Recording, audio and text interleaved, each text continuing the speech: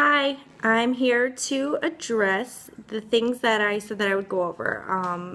I shared a picture of Scottie Hobbs' income over the last 3 years that he has built with our team, and I wanted to address the things that I've noticed that I think that really play a huge part in him being a successful top male coach in our company. So, the number one thing that I see him do is I see him lead with passion. He had a goal to change his own family's lifestyle, and I think that in that goal, he has realized that he has to change other families' lives also. And he's always seemed to put his team first and really focus on trying to give them all the skills and tools that they need to move forward and really empowering them. And that has been a huge thing because our success relies on the success of our downline coaches, and that's why we're set up that way, so that we don't just sign people up, we can actually help them. Another thing that I really noticed that they did a lot of in the beginning was sacrificing.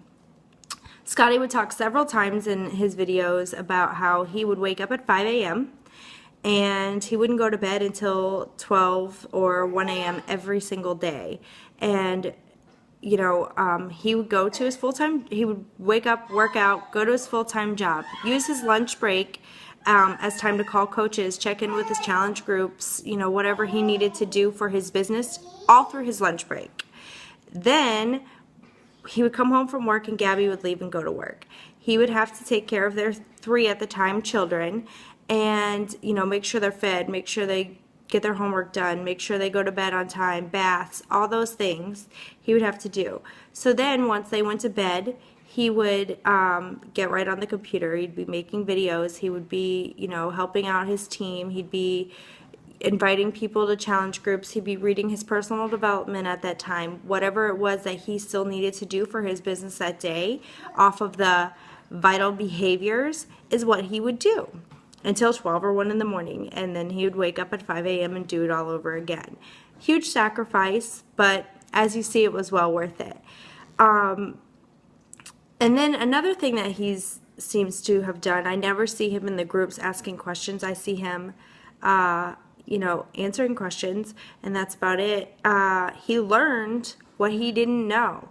He didn't wait for someone to tell him the answer to a question or how to do something or a better way to invite or a better way to run challenge groups for him or how men could succeed in the business. He didn't wait for those things. He figured them out, and he learned, and he did his research, and he tried things and failed at them and learned the proper way to do them. So that's a huge thing, and that's the thing that I've also had to do myself. Went for no. The worst possible thing that could happen when you invite someone to become a coach or to join a challenge is they say no. That affects us hugely because we think that it's this definite thing and it's a failure on our part. Really, to our customers or potential customers, it's not a huge deal. You probably didn't realize how many times you told me or your upline, whoever they may be, no before you actually committed to a challenge yourself. When you're not in it, you don't even think about it like that. You're just like, no, not at this time. And then you go to bed and you're fine. And it doesn't affect your customer like you're thinking it is. It's not the ultimate failure to be told no. No never means no. No means later. Okay, so moving on.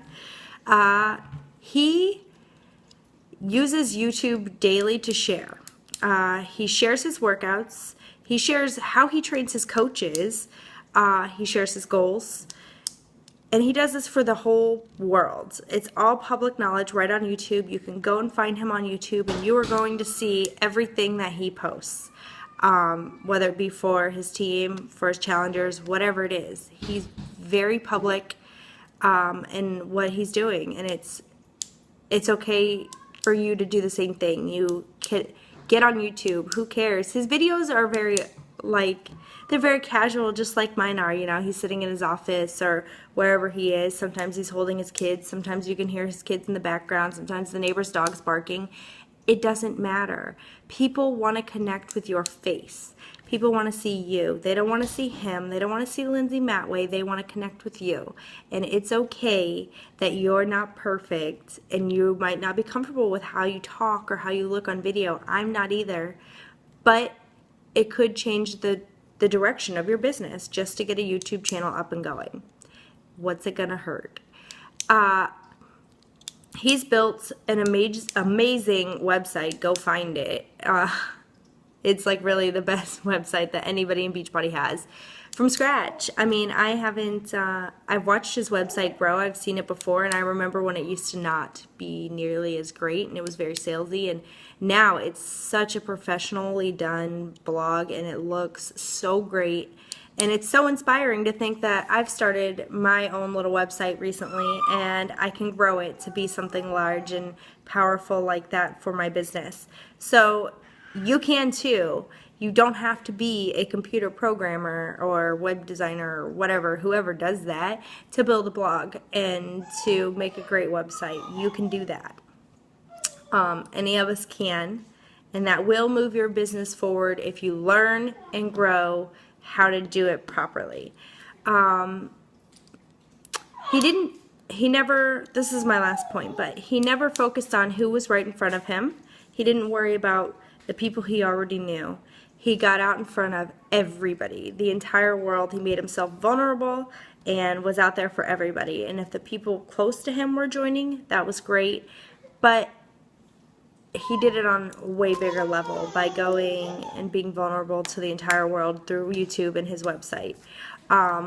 So the choice is yours. Are you willing to do those things that are really, really uncomfortable for you and see success beyond your wildest dreams? Or are you comfortable where you are? I mean, the decision is yours. It's up to you who you want to grow to be in your business. And those are the things that Scottie Hobbs is doing that you aren't. And I'm not. So, what can we do to improve? Let's start from there, okay? Have a great day.